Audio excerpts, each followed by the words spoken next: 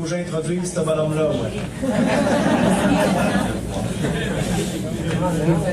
Vous allez voir tout un gaillard qui va venir nous parler ce matin. Puis peut-être à certains moments, vous allez dire « Hey boy, comment ce gars-là a bien pu en venir à laisser Dieu entrer dans sa vie? » Puis en fait, c'est peut-être bon de se regarder le nombril puis de constater que nous autres aussi, on est têtus, puis nous autres aussi, on peut faire à notre manière, on peut faire à notre propre tête, souvent, longtemps. Puis des fois, la vie, c'est un peu comme une autoroute, puis on va à toute allure, puis il y a des affiches qui nous disent dead end, qui nous disent de revirer de bord, qui nous disent que la route est barrée, qui nous disent plein de choses, il faut prendre telle sortie, puis on va tellement vite qu'on manque toutes ces indications-là. Puis des fois, on a besoin de frapper des murs. Puis Michel, c'est un de ces gars-là, comme ça, qui a la suite dans les idées, puis que ça y va par là. Mais que le Seigneur est venu rencontrer d'une manière spéciale, d'une manière particulière, parce que Dieu nous a créés uniques, puis Dieu intervient dans nos vies, chacun d'entre nous, d'une manière unique. Puis, alors, je laisse Michel se présenter plus en détail. Est-ce qu'on peut l'accueillir chaleureusement?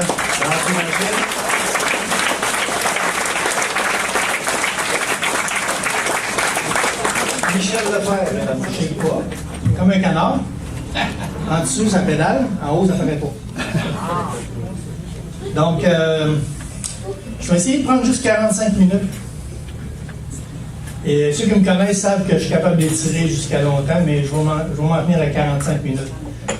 Même si c'est difficile de résumer une vie d'à peu près 55 ans, je suis rendu là, à 45 minutes, juste l'année passée, je ne serais pas capable de rentrer en 45 minutes. Donc, je vais vraiment à peine effleurer quelques points, quelques événements principaux qui me sont arrivés.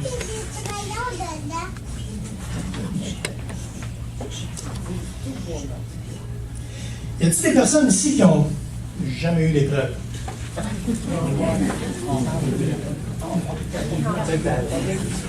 Qui n'en ont jamais eu et qui ne sont pas dans des épreuves, rien, personne, hein? Ça tombe bien, moi non. J'en ai déjà eu, moi aussi. Fait qu'on est, je ne suis pas tout seul, je suis content que je vais parler à un paquet de monde qui en ont eu aussi.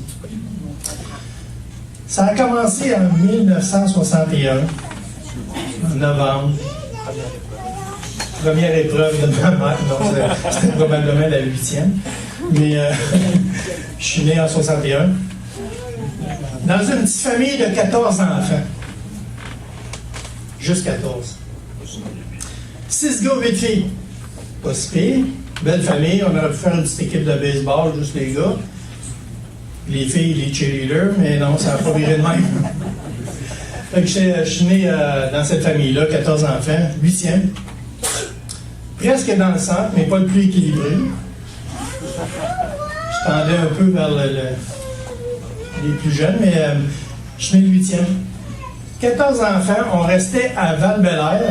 Dans ce temps-là, ça s'appelait Bel-Air, avant qu'il fusionne avec Val-Saint-Michel. Puis on restait dans une très grande maison de 2 pièces.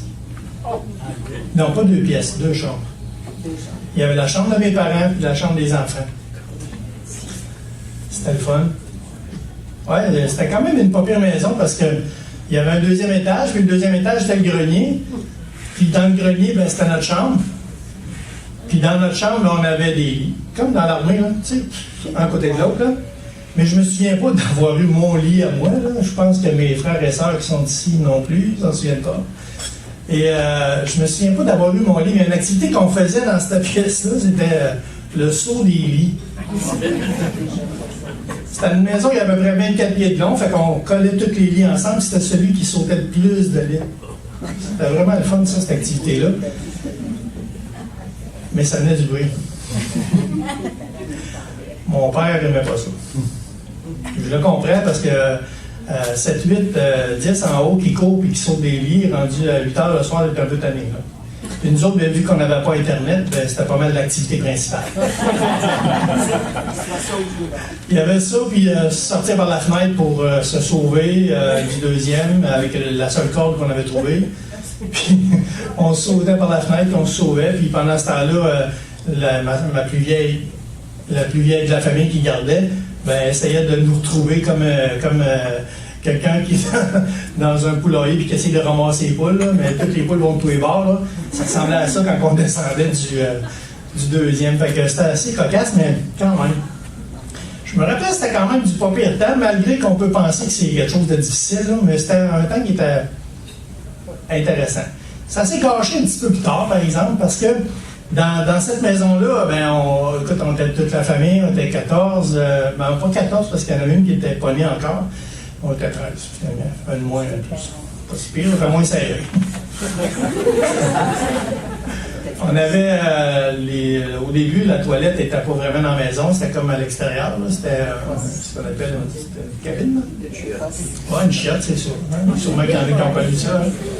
Je vois des cheveux blancs, sûrement qu'on a connu ça un peu. Fait qu'on avait cette petite cabine-là, mais à un moment donné, on a eu une toilette, c'était vraiment extraordinaire. En tout cas, c'était pas le luxe, mais c'était parfait. Ma mère, elle ne travaillait pas à l'extérieur, je pense qu'elle n'avait pas le temps. Elle restait à la maison, elle essayait de faire de son mieux. Avec nous autres, ma mère était quand même une femme costaud, OK, pour avoir eu 14 enfants. Malgré qu'après le troisième enfant, le médecin il avait dit tu devrais arrêter d'avoir parce que tu vas mourir probablement au prochain. Fait qu'elle en a eu 14 même. Fait qu'elle était faite solide. Là. Tu sais, c'était. Vous me voyez là? Féminin. C'est plus dur à voir un peu. Fait que ma mère faisait de son mieux pareil avec nous autres les enfants.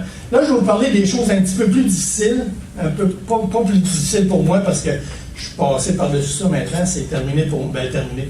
Je suis accepté, c'est fait, l'épreuve est passée, mais ça va être un petit peu plus difficile à entendre pour vous. Mais quand même, jugez pas tout de suite, voyez la fin, vous allez comprendre qu'il y a un plan à tout ça. OK? Ma mère ne travaillait pas à la maison. Mon père, lui, il travaillait à Valcartier, à base militaire. Il était, je ne savais jamais, j'ai jamais su c'était quoi son métier, jusqu'à temps qu'il me dise c'était quoi, puis je ne comprenais pas c'était quoi. Il disait qu'il était mopologiste. Le mopologiste, pour moi, c'était comme quelque chose d'extraordinaire. Mais il était concierge, finalement. C'était extraordinaire, mais il disait qu'il était mopologiste. C'était un peu la définition qu'on avait de mon père. Mais mon père, il était dans l'armée.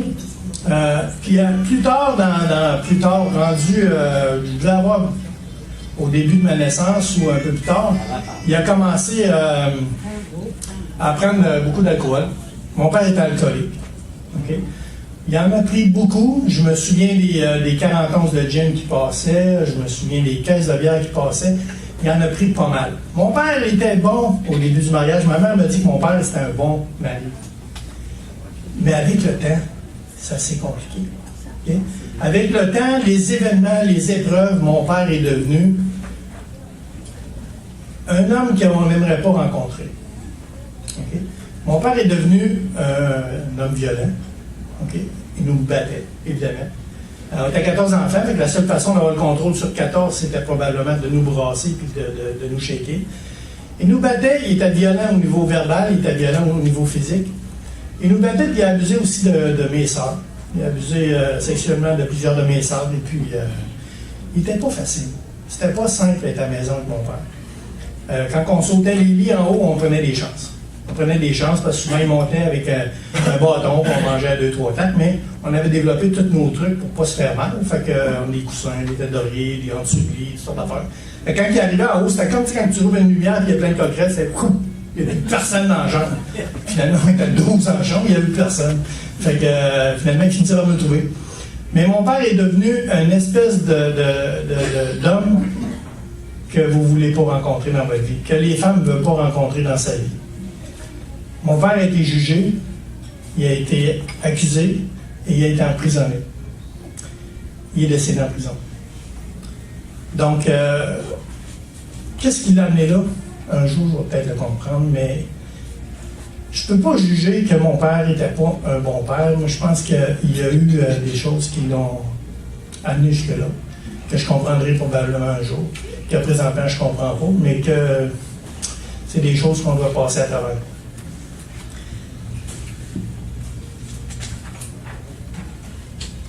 Vous savez, un arbre qui part croche, ça pousse croche. Vous connaissez un peu la botanique, là. Tu plantes, ça part croche, ça va dans le sens que ça pousse, hein, que c'est parti, fait que ça va dans ce sens-là. Ben, c'est un peu ça qui nous attendait, toute la famille. On était un peu partis croche, fait que on s'arrangeait, on s'élevait pas mal toute seule, toute la gang, t'as ta mère qui s'occupe de toi, mais t'as ton père qui te bat, fait que là, tu te bats, puis ta mère, elle peut pas tout faire à 14 enfants, fait qu'on s'arrangeait toute seule. Je me souviens d'une fois même, tellement qu'on s'arrangeait toute seule, c'était un peu traumatisant pour un enfant, mais je me souviens pas que j'ai vécu un traumatisme à ce moment-là.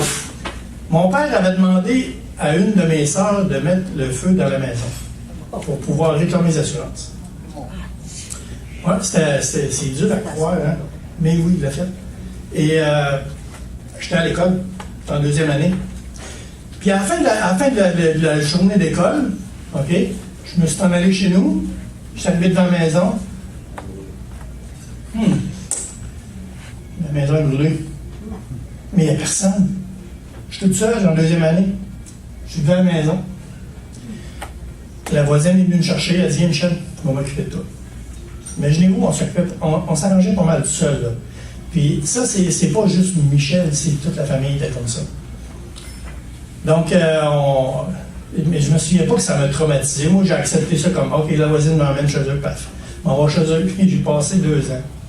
Pas 2 ans, 1 an chez la voisine. J'ai fait ma 2e année au complet chez la voisine. On a resté dans en fait, la famille restait dans un genre de cabane. Celui-là avait juste 2 pièces, là, on s'arrangeait un peu. J'allais visiter la famille de temps en temps. Fait que c'était quand même un petit peu tough pour les autres. Moi, j'étais bien, je restais sur une maîtresse d'école. Fait que j'ai appris à étudier. C'était dur. Puis, je faisais ce que je voulais chez nous, mais là, non. Parce que le monsieur, il était vraiment malin, puis c'était pas parce qu'il était sévère, mais c'était parce qu'il était malin, tu sais. Puis, il a pris le contrôle sur moi un peu. Fait que c'était quand même bizarre. Fait que...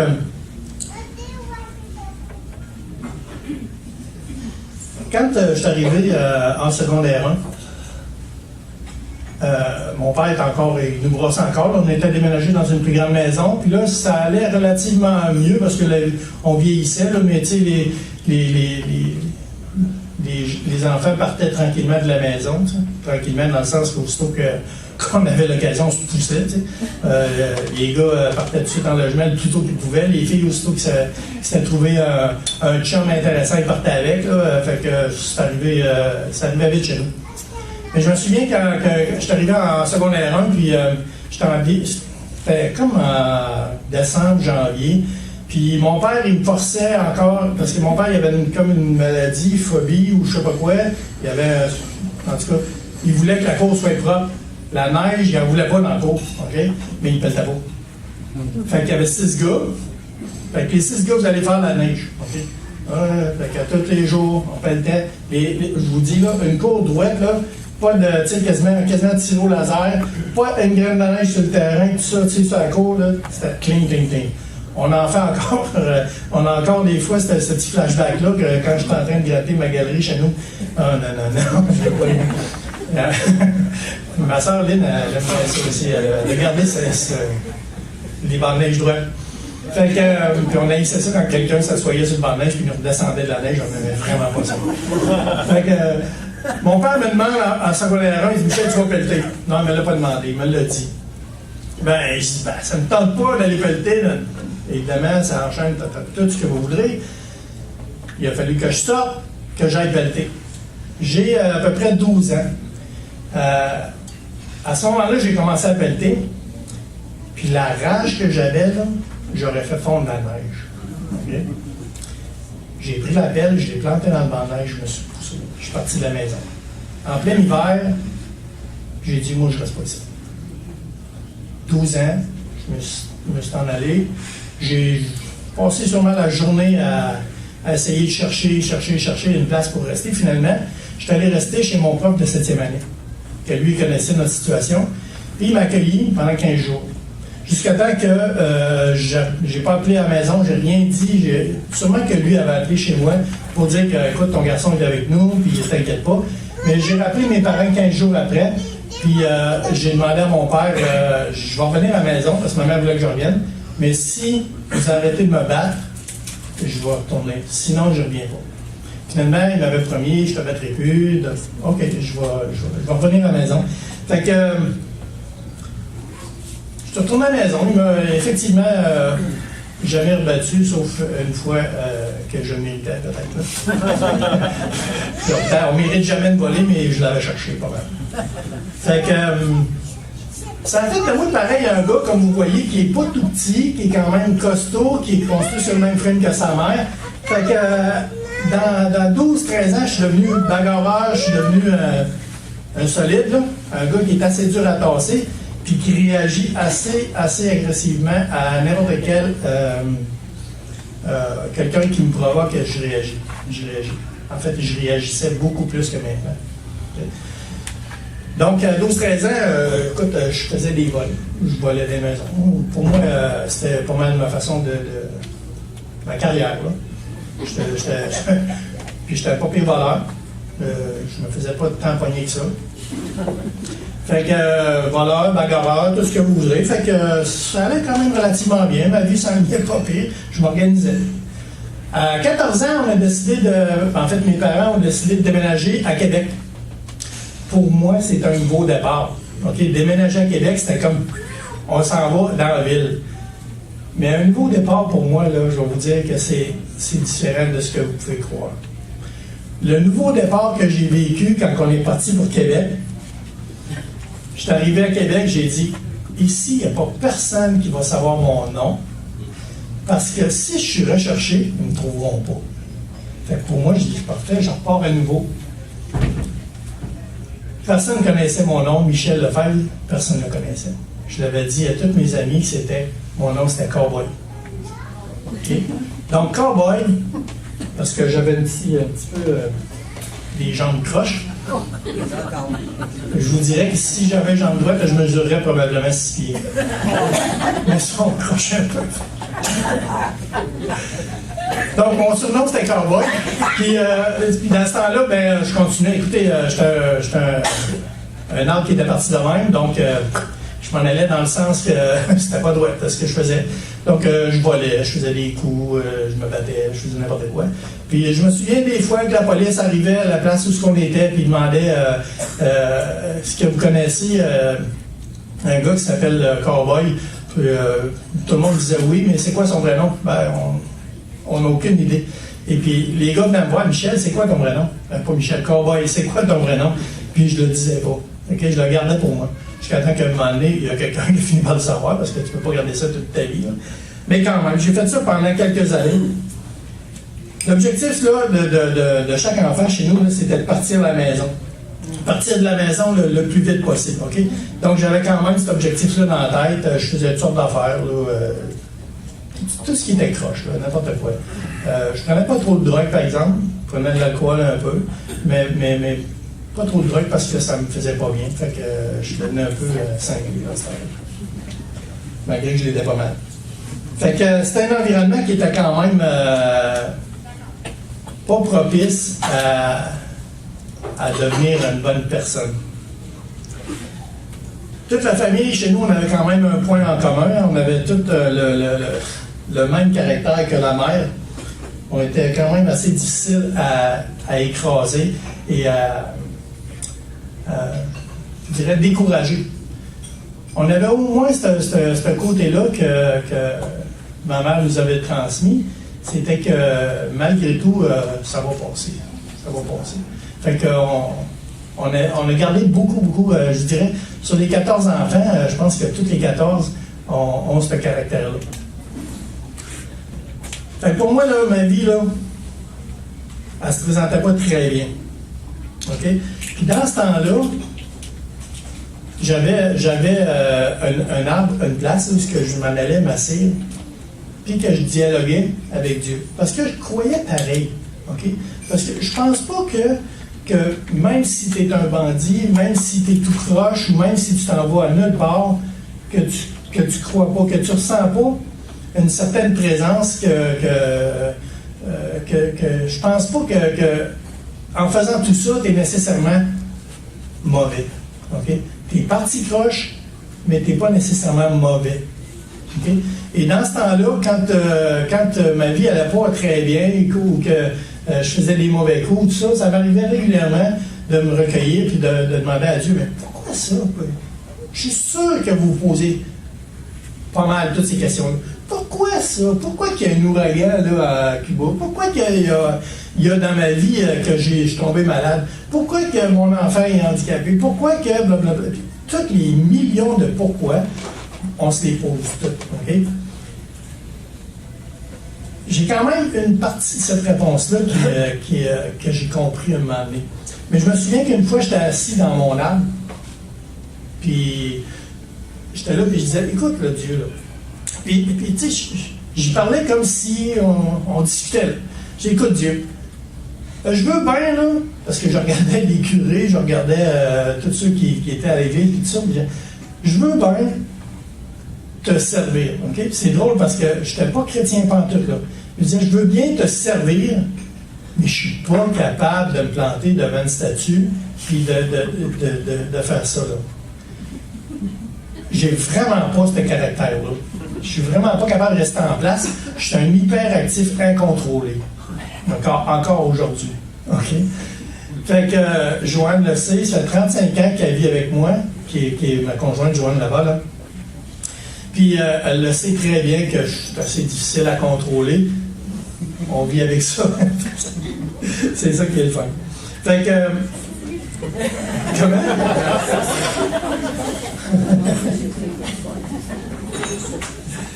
Ça fait que, malgré tout ça, malgré tout, là, vous savez quoi? J'ai réussi à faire un secondaire 5. OK? Oh, c'est impressionnant parce que dans la famille, j'ai été le premier à faire un secondaire 5. Je suis le 8e.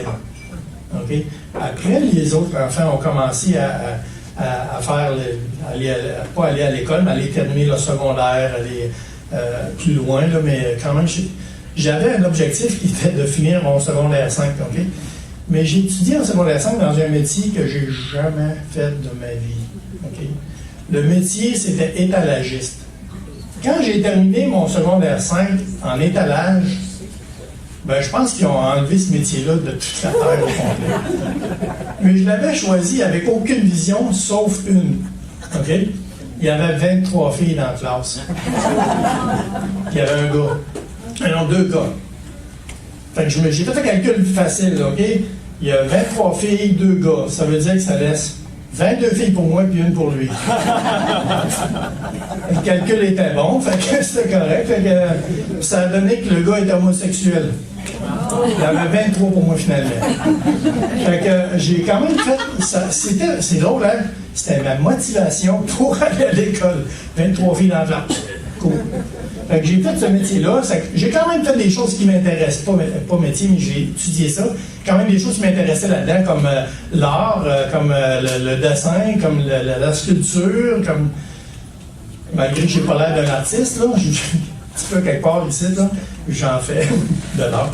Fait que... Puis, quand j'ai choisi ce métier-là, il y a un gars qui m'avait influencé, qui s'appelait Régent, qui m'avait dit, j'avais demandé, qu'est-ce que tu fais, où tu t'en vas étudier? Il m'avait dit, moi, je vais étudier au pavillon technique, je vais être en art appliqué. J'ai dit, ah ouais, fait que là, je regarde le métier, blablabla. Puis c'était un bon chum, fait que je vais y aller avec toi. Mais moi, je vais être en art, en étalage. Fait que, vu qu'il y avait beaucoup de filles, dans l'art appliqué, il y avait trop de gars. Puis la compétition, j'aime pas ça. Fait que, je vais aller où il y a des filles. Fait que finalement, j'ai terminé mon secondaire 5. C'était intéressant. Pour moi, là, c'était une belle réussite. Une belle réussite pour un arbre qui était parti croche de faire ça. Dans ce temps-là, j'étais fier de moi. Okay? J'avais quand même quelques personnes autour qui m'encourageaient, les parents de mes amis qui m'encourageaient. Fait que ça, c'était le fun aussi. Fait que négligez pas, pensez pas que quand vous encouragez un enfant ou un jeune à faire quelque chose que vous n'avez pas d'influence. Vous en avez pas mal. Surprenant. Fait que ma vie, là, était devenue belle. OK? Moi, là, à la fin du secondaire 5, là, j'avais une belle vie. OK? Très heureux. Sérieusement, là, j'étais très, très heureux. Je travaillais comme sérigraphe dans une shop, puis ça allait très bien. J'ai commencé à sortir avec Joanne. C'était comme, pour moi, c'était parfait. J'ai couru après longtemps. Saviez-vous que Joanne me trouvait laid? Elle m'a fait sa confidence, là. Elle me dit que je te trouvais tellement pas beau, là. Puis elle m'a pas dit qu'elle me trouvait beau aujourd'hui, là. Mais elle m'a dit qu'elle me trouvait tellement pas beau qu'elle voulait pas sortir avec moi. OK. J'ai dit, OK, je vais essayer de faire ça autrement, mais je n'ai pas été capable de m'embellir. Fait que j'ai compensé par toutes sortes de trucs de gars pour la séduire. Finalement, ça a marché. Ça a l'air que je suis bon en patin à roulette. Ça a été un bon truc, ça. Fait que c'était le fun dans ce temps-là. Fait qu'enfin, là, ma vie, là, en secondaire 5, ça faisait peut-être 6 mois, 1 an que j'avais terminé, puis j'étais très heureux. Okay? J'étais très heureux. J'avais plus vraiment de flashback de ce qui se passait avant, de ce qui s'était passé à la maison. Mes parents étaient encore en vie, mais ça allait quand même très bien. Je visitais mes parents 1 fois par semaine, puis c'était comme, tu sais, le dimanche après-midi. La vie était belle. Fait que... Un jour, j'ai rencontré mon ami qui m'avait influencé à rentrer en étalage. Peut-être un an après avoir terminé, je rencontre Régent. Et Régent me dit, Michel, savais-tu que Dieu existe? J'ai dit, Régent, ça fait longtemps que je le sais. J'y parle presque à tous les jours. Tu sais, fait que Dieu existe, Dieu existe. C'est pas une révélation que tu m'amènes là. Fait que... il me dit, ouais, mais Michel, Dieu existe, là. Ben oui, c'est Régent. D'accord, je suis d'accord. C'est le fun. Vu que c'était un bon chum, j'ai continué à l'écouter. Parce que c'était un bon ami. Tu sais, on a passé beaucoup de temps ensemble. On a passé beaucoup de temps ensemble. Fait que je dis, OK, je vais t'écouter, Régent. C'est bon. Fait que, il continue de me parler puis de me dire comment est-ce que Dieu était et comment est-ce que Jésus avait. Qu'est-ce que Jésus avait fait pour moi. OK? Puis là mais ça commence à avoir du sens. Fait que, à un moment donné, OK, j'ai ouvert la Bible, OK, j'ai commencé à lire. J'ai commencé à comprendre qu'est-ce que Jésus avait fait pour moi. Là, j'ai compris que Jésus avait donné sa vie pour me sauver. Ça, c'était un peu difficile à comprendre, mais ce que j'ai compris, c'est que c'est comme si j'avais une dette de plusieurs milliers de dollars, comme si je devais de l'argent à beaucoup de monde à qui j'ai volé, et que quelqu'un arrivait, il payait ça pour moi, puis qu'il me disait, maintenant, Michel, là, tout ça, c'est oublié, tu peux repartir à zéro. J'ai dit, il a vraiment fait ça pour moi. C'est OK. Fait que là, j'ai commencé à lire la Bible et à comprendre que Dieu m'aimait et qu'il pouvait être le Père parfait que j'ai jamais eu. Vous savez, là, on part croche, on pousse croche. Ça prend un méchant bâton pour te redresser. Surtout quand tu es parti croche fort. Ça prend un tuteur solide pour te redresser. Moi, je pense que Dieu était pas mal ce tuteur-là pour moi. Pendant au moins 1 mois, un coup que j'ai ouvert la Bible et que j'ai compris et tout ça, je pleurais tous les jours. Pas parce que ça allait pas bien dans ma vie, pas parce que j'avais une maladie, pas parce que ma vie n'était pas belle, ma vie était très belle, j'étais très heureux. Mais j'étais tellement content, enfin, j'ai trouvé mon père. Et ça, là, je vous dis, quand tu n'as pas eu de père, puis tu en trouves un qui est aussi bien que lui, c'est impressionnant. OK? celui-là, il ne pourra jamais me décevoir. Fait que j'en suis venu à la conclusion que j'ai besoin de lui. J'ai besoin de lui dans ma vie. C'est sûr que je veux le suivre, que je veux écouter ce que mon père a à dire. Je veux comprendre, je veux qu'il me redresse. Je veux vraiment être un enfant pour lui. Fait que dans ce temps-là, j'ai accepté Jésus dans mon cœur et j'ai accepté ce que Dieu a fait pour moi. Ça fait 35 ans que je suis devenu chrétien. Et toute ma famille le sait, tout le monde de mon entourage le sait. Je ne suis pas une affaire bizarre qui est rentrée dans une religion bizarre, qui donne tout mon argent. Non. Ça fait 35 ans que je suis chrétien et mon témoignage est assez clair que Dieu agit dans ma vie. Si vous en voulez plus long que ça, je peux vous en raconter pendant des heures et des heures. Mais là, il me reste à peu près 10 minutes, je pense, dans ce coin-là. Ça fait qu'il y en a-tu dans vous autres, là, donc pas dans vous autres, mais depuis 35 ans, là, j'ai jamais eu aucune autre épreuve. C'est une farce. C'est une farce. Ouais, ça fait c'est une farce parce que depuis 35 ans, mais j'en ai eu 2-3. OK? Par contre, je sais que ces épreuves-là, tout ce qui m'arrive, sont quand même, je les affronte avec plus de confiance. Je les affronte avec plus d'assurance parce que je sais que Dieu est à côté de moi. Okay? C'est écrit dans Romains 8-28 que toute chose concourt au bien de celui qui aime Dieu. La seule chose à laquelle je me préoccupe depuis 35 ans, c'est d'aimer Dieu. Okay?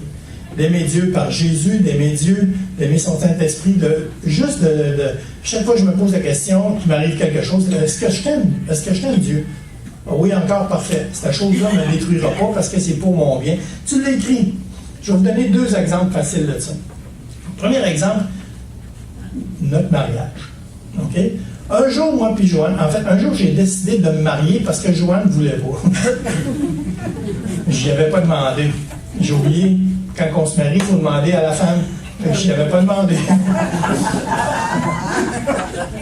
Vous riez, mais c'est assez vrai. Vous savez, l'espèce de demande, on se met à genoux, je l'ai fait 30 ans après. Mais j'avais dit à ma famille que je me marierais avec Joanne. Puis un jour, Joanne, elle a appelé à la maison, puis mes soeurs, tout ça, puis mes frères, ils l'ont félicité. Ben, elle demandait pourquoi.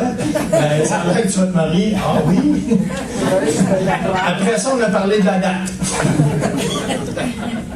Ça fait que là Joanne, elle l'a annoncé à son père. Son père, il a dit quand est-ce que tu te maries? Il a dit ben, en juillet. On était en janvier, je pense. Il a dit t'as le temps de changer. T'as le temps de changer d'idée. C'est encourageant, pareil, pour les nouveaux chrétiens qui trouvent qu'on devrait se marier.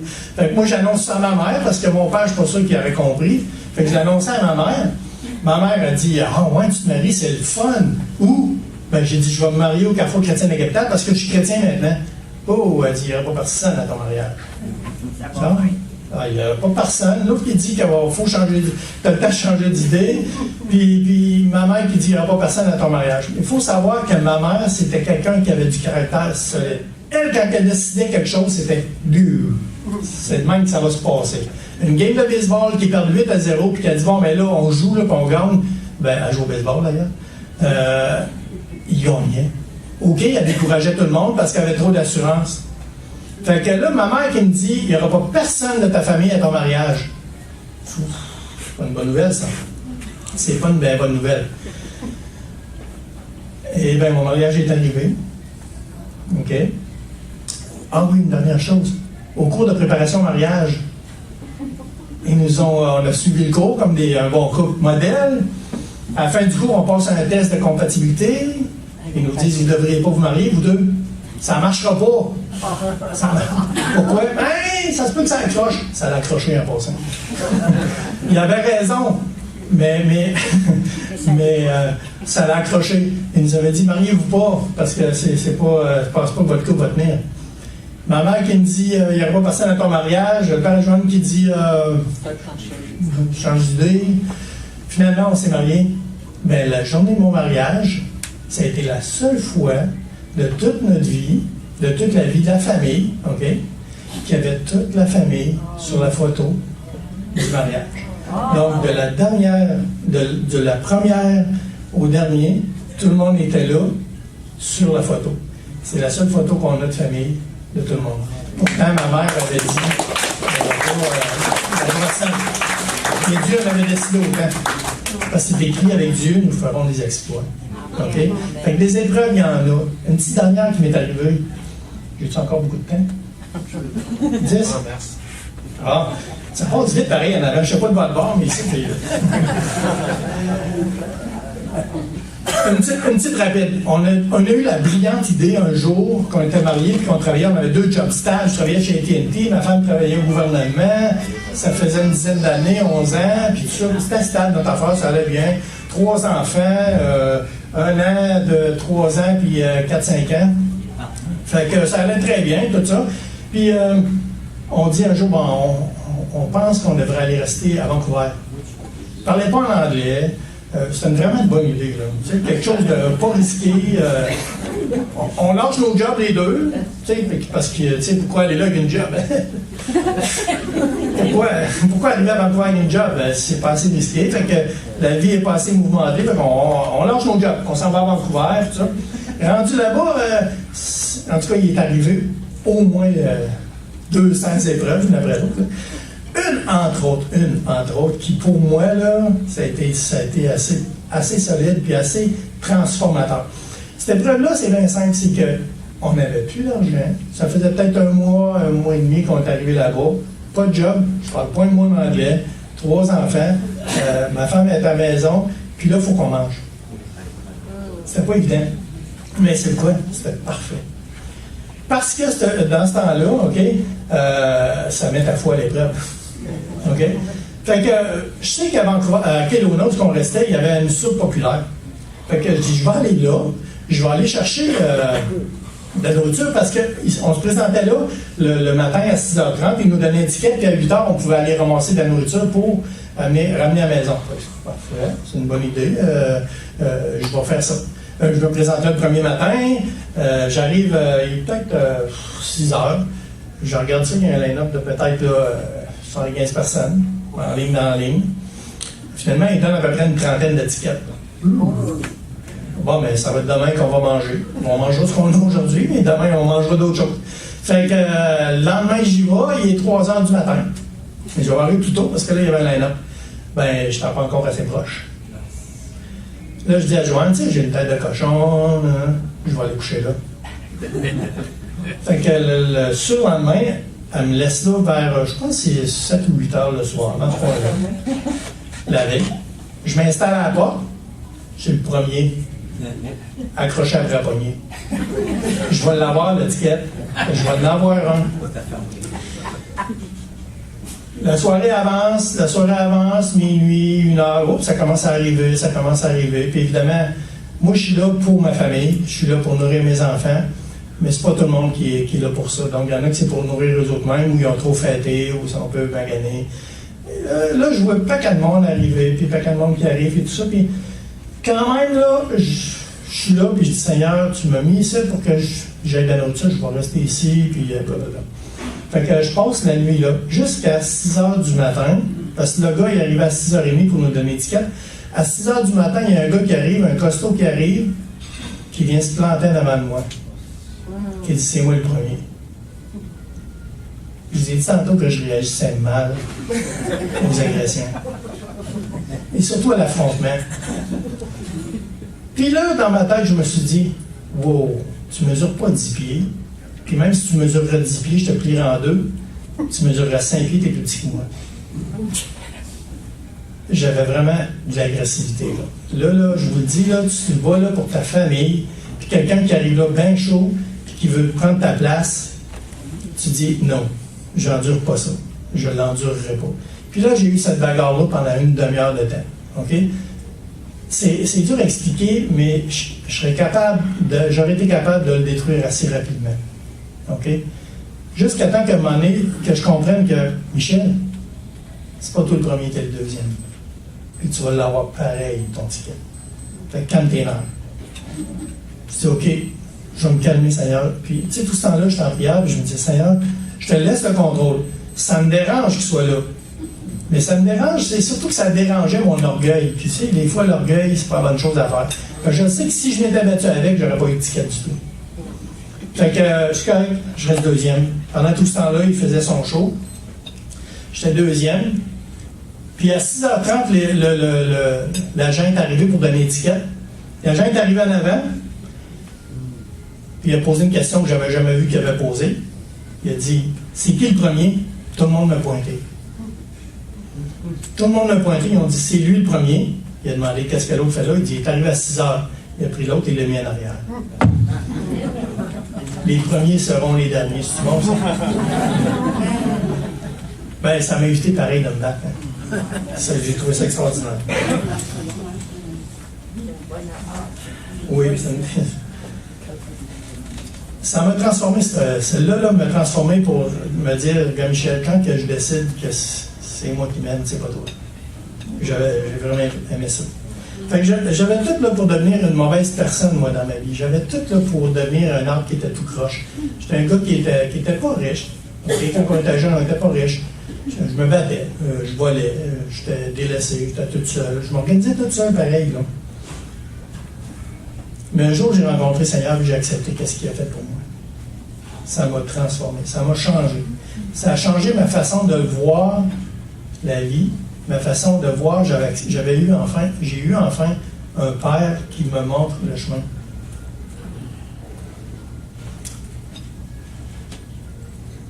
Je vais vous dire comment je vois maintenant les épreuves, la façon que je les vois.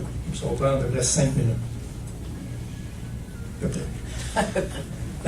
Je pense que Dieu, là, il a la recette parfaite. Okay? C'est lui là, qui est en contrôle de tout. Okay? Puis, je vois les épreuves de la façon suivante.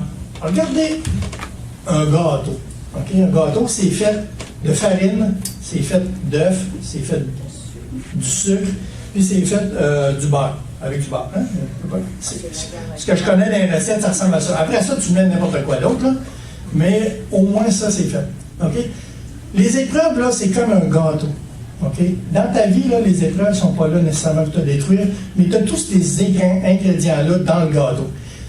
Si tu prends une tasse de farine, tu essaies de la manger, c'est mauvais.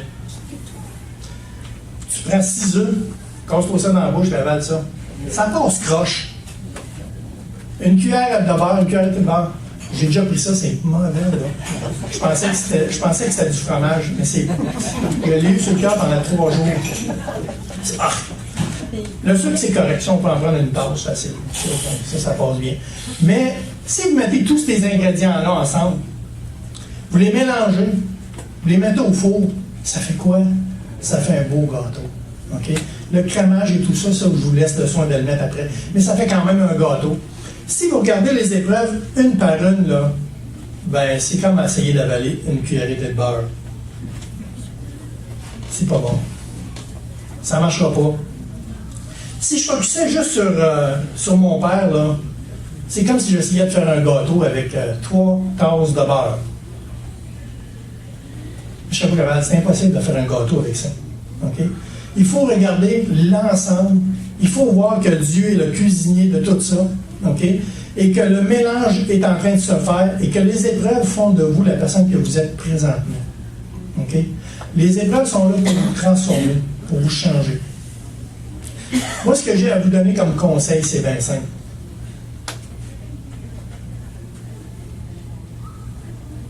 Quand vous affrontez les épreuves là, dans votre vie, là, okay? Regardez-les comme ça. Pas une à la fois, mais dans l'ensemble, comme si c'était un plan parfait. Okay? C'est pas des épreuves qui sont jetées toutes partout, même par hasard, toutes dans un tas, ou, tu sais, puis là, c'est... Non, c'est un mélange parfait, OK? Et ça va faire de vous un gâteau. Si vous voulez les affronter, les épreuves, là, avec l'assurance que j'ai, là, je vais vous donner 2-3 petits conseils. Il faut que tu reconnaisses aujourd'hui là, ta condition. Aujourd'hui, là, tu es un pécheur. Aujourd'hui, tu es un arbre qui a poussé tout croche. C'est facile, on est tous de même. Essayez de ne pas pécher pendant une journée. Juste une journée. Puis je ne parle pas de voler, non, juste une petite pensée croche, là, de ne pas aller sur Internet, sur les sites 3X, ainsi de suite, une journée. Essayez, je ne dis pas que tout le monde fait ça, mais essayez une journée de ne pas pécher, vous allez voir que c'est impossible. Il faut que tu reconnaisses que tu as ta condition, tu es un arbre qui était parti croche. Moi, j'ai été parti croche, puis je pense que tout le monde, au début de notre vie, on est parti croche. OK? J'ai demandé à Dieu pardon. Pardon, Seigneur, parce que je ne te croyais pas. Parce que je ne croyais pas tant que ça que tu avais fait tout ça pour moi. Parce que je ne croyais pas que Jésus avait payé le prix pour moi. Jésus, lui, a payé ma dette que j'avais. Tous les vols que j'ai faits là, dans ma jeunesse, là, ben, il a payé ça. Il l'a payé pour moi. OK? Fait qu'il m'a dit, Michel, va en paix maintenant, t'es pardonné. Donc, tu acceptes Jésus comme étant quelqu'un qui a payé le prix pour toi.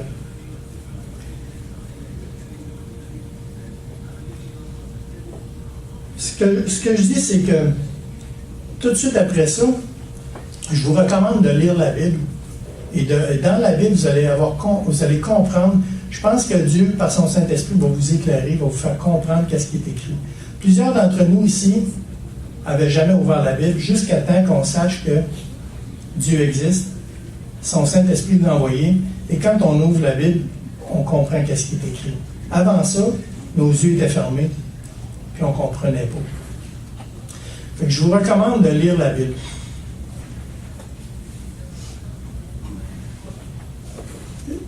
Je vous dis simplement, acceptez Dieu dans votre cœur, ça change votre vie, OK? Ça vous permet de voir les épreuves comme étant un plan parfait, OK? Puis votre vie à ce moment-là va être changée. J'en aurais beaucoup plus d'anecdotes et d'exemples à vous donner, mais ceux-là, je pense que c'est les choses principales qui nous sont arrivées. Pourquoi aujourd'hui je regarde la vie avec cette assurance-là? Parce que Dieu est maintenant mon Père et c'est lui qui me dirige, c'est lui qui me rassure. J'ai terminé.